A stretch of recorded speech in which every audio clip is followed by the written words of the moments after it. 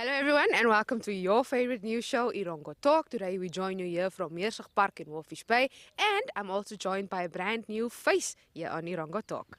Hi everyone, I'm Sheldon Johannes and I'll be your new presenter for the oncoming shows. Awesome! Now, as usual, we bring you the latest news, weather and tides, and then for our interview, that is Education Minister Ester Anna Nghipondoka shares some contextual issues on the National Education Conference. Okay, and then that's all for now. Stay tuned.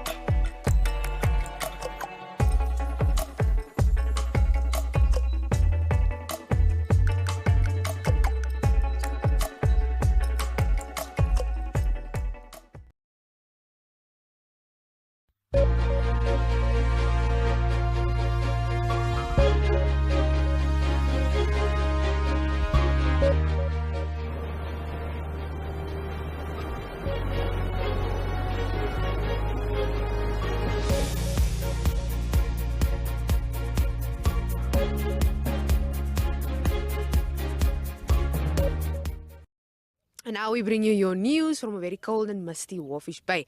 Now, the Swakopmund Municipal Council approved an application by Promised Land Trust to build a school and hostel for visually impaired learners. Now, Council Management Committee Chairman Wilfried Groenewald said the application was unique. It will benefit a majority group of special needs scholars, being the visually impaired in the community. Now, this is Promised Land's second application, but their previous application was not considered due to unavailability of suitable service land, especially considering the large size they intended to acquire. Now, the Trust's chairperson, Yvette Greef, however, told the council that the welfare organization no longer requires such a large area, as some of the activities will be accommodated by the Proate Academy located across the street from the proposed school. Now, secondly, period poverty is robbing girls of their childhood, with those who miss school getting further and further behind in their educational progress and suffering real social isolation. Now, the term describes the struggle many low-income women and girls face while trying to afford menstrual products. Now, the senior coordinator of the Sanitary Towel Project under All Things Charlie, Jonathan Harris, said at the official launch of the website and the Sanitary Towel Project that it is unbelievable that girls in Namibia must choose between an education they need and deserve or going to school because they cannot afford menstrual products. Now, furthermore, the Sanitary Towel Project allows All Things Charlie to empower young ladies to be themselves by gaining more confidence. Now, to date, All Things Charlie has collected and bought with generous donations about 12,000 sanitary towels, where handovers will be done at Swakopmund schools once they reopen.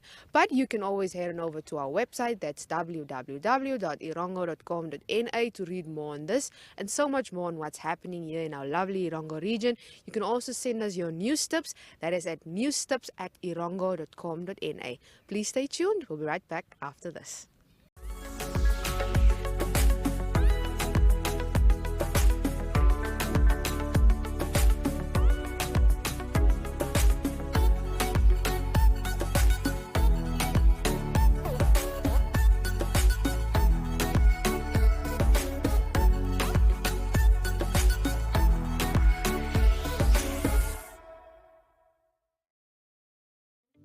Plat Amir is a landmark on the coastline of Namibia, a home to quality shops and quality restaurants, a select variety of fashion and food retailers, as well as banks, not to mention the pier with 36 luxury apartments and entertainment for the whole family.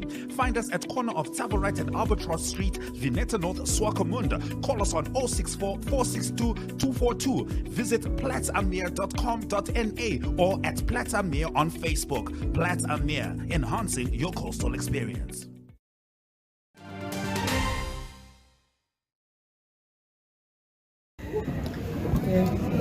Is it right? We can start? Okay. Honorable, the first question is, what is your overall impression on the national consultations? Yeah, thank you very much, NBC. To start with, starting already with the numbers that attended the consultative meetings from all 14 regions, we reached almost 2,500. It's a lot of people that we consulted, and looking at the report in the summaries that were done by the consultants, it really shows that the nation is talked. The people knows what they want, they can analyze the situation, and they can plan for the future. So it was a success. It was thought-provoking, really, going forward, and it will definitely inform both the summit and our National Education Conference. So I am confident that from these outcomes, we will have, a lot of ideas that we can present at the conference, for the conference to think about more, where we can come out with clear, specific, recommendations. And the other thing that I really was impressed about is the summary that was given by our consultant from all the stakeholders' consultations. Because the whole aim was always for us not to just have a wild, conglomerate of informations. We really wanted to take out focus points, focus areas, especially those that we feel if we improve on them, we will definitely be able to transform the education system in Namibia. The aspects, the educational aspects that we know that if they are really improved upon, they will be able to have an impact on the whole quality of education. Issues of, especially the three issues that came out today. The issue of teacher training, both in service and pre-service. The issue of teacher quality is something that we really need to emphasize, especially while we are still working on the finalization of the teacher regulatory authority. With that one, we need qualified teachers, we need well-equipped teachers, we need good quality of teachers in order for us to be able to register them, to license them, all those things. And the issue of regional education transformation. Education is decentralized, and everything depends on what the regional director and their team are doing in the schools. The issue of visibility at schools, the issue of education officials going down to the schools and give continuous professional development to our teachers, for them to hold their hands, especially when you introduce new reformed, aspect of education. So those one, and then the issue of early grade reading.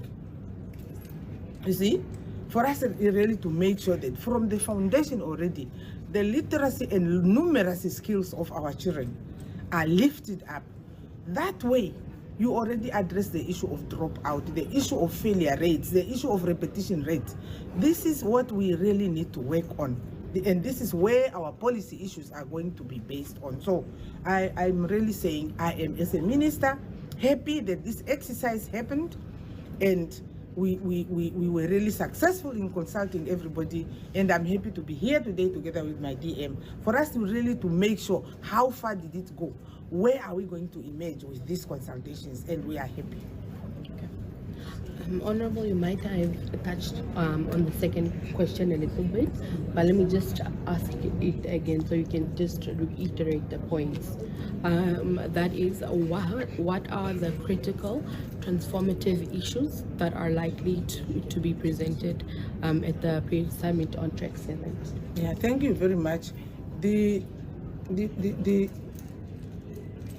points that came out that will definitely go to the pre-summit. To start with, already today, that report is due for us to be able to submit it in order for it to be prepared for preparation at the pre-summit. And as I said, the areas that emerged really is the issue of teacher training, the issue of having decentralized education empowered there on the ground, in the issue of early childhood education. Those are the main things that will come out, and definitely those are the main points that we are going to present as a country at the pre-summit. Yeah, and as I said, of course, we are still going to work on it and elaborate maybe more with regards to presentation now or coming up with the ideas to be discussed at the National Education Conference. All right, thank you. Just the last one. Although this one is not really specific for this region, the concern or the issue of most learners that are from the north, who mostly will score with higher points, but then they won't make it English, they will not have a sample that will let them to qualify to go to the university. While the consultation are still going on, Honorable Minister, what may be your take on that one? Of course, definitely the issue of language development of the learners will be addressed by those items that we have identified. Early grade, reading, meaning the development of literacy and numeracy skills of children will definitely, in the long run, improve on the children's linguistic capacity when it comes to their English as a second language. Because that's the main issue that we have. And also the issue of our teachers' training. If the teachers are well equipped to teach that subject, definitely all these things will be improved. That's why I'm saying I am happy that what we have identified is focus areas.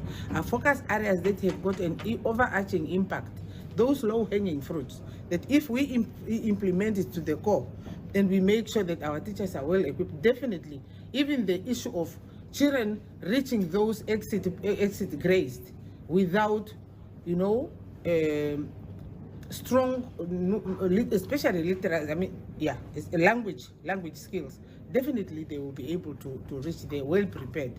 That's why I'm saying what we have identified will have an overarching impact on many, many other little things that we are experiencing in the education system. Thank you.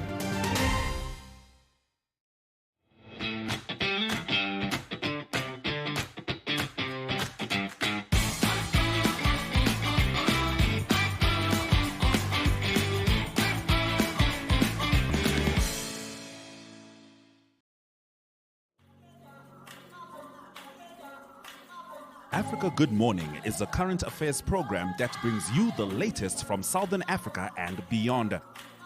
The show aims to reach people in Southern Africa that have an interest in current affairs, African news, and African stories, focusing on news within African borders, including correspondence on the ground across the region, economic news, sports, international news, anchor interviews, and more.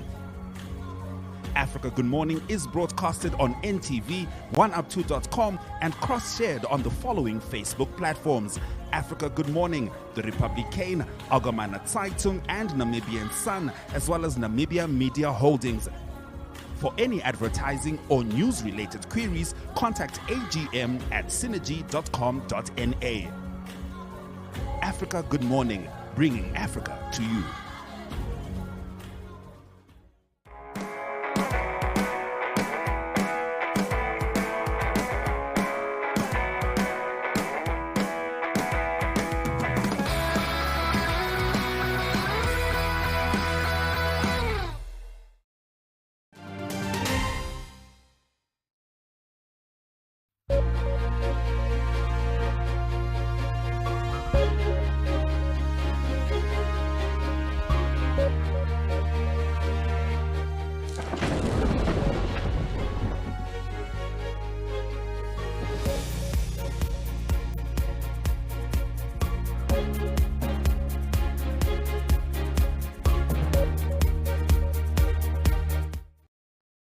And now for your weather. Sunset at the coast will be at 32 minutes past 6 on Tuesday, and sunrise will be at 43 minutes past 7 on Wednesday.